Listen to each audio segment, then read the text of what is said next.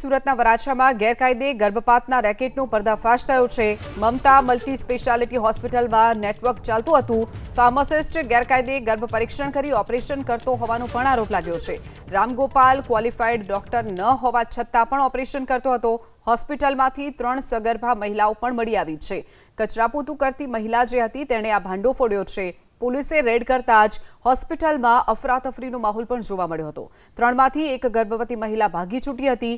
વ્યારા અને શેરપુરની મહિલાઓ ગર્ભપાત માટે આવી હોવાનો ખુલાસો। 2025માં શિવાય હોસ્પિટલ કેસમાં પણ રામગોપાલ નામનો જે આરોપી છે તે અગાઉ પણ ઝડપાઈ ચૂક્યો હતો। ચકાસણી દરમિયાન ત્યાં ગર્ભપાત માટેના 3 પેશન્ટો એડમિટ હતા। એમનું ડિટેલમાં નિવેદન લઈને જે ઇલીગલ એક્ટિવિટીઝ કરવામાં આવી હતી અને બંધ કરવામાં આવી હતી અને જે પેશન્ટોને વધુ સારવાર માટે સિવિલ હોસ્પિટલમાં પણ સુરત ખાતે મોકલવામાં આવ્યા હતા અને આજે હોસ્પિટલના સંચાલક અને હોસ્પિટલ વિરુદ્ધ વરાછા પોલીસ સ્ટેશનમાં FIR પણ દાખલ કરવામાં આવી છે અને આ જે હોસ્પિટલ છે એ પહેલાં પણ 6 નવેમ્બર 2025ના રોજ ત્યાં રંગે હાથ ઇલીગલ એક્ટિવિટી માટે પકડાઈ ગઈ હતી અને એમના અગેન્સ્ટમાં કેસ કરવામાં આવ્યો હતો।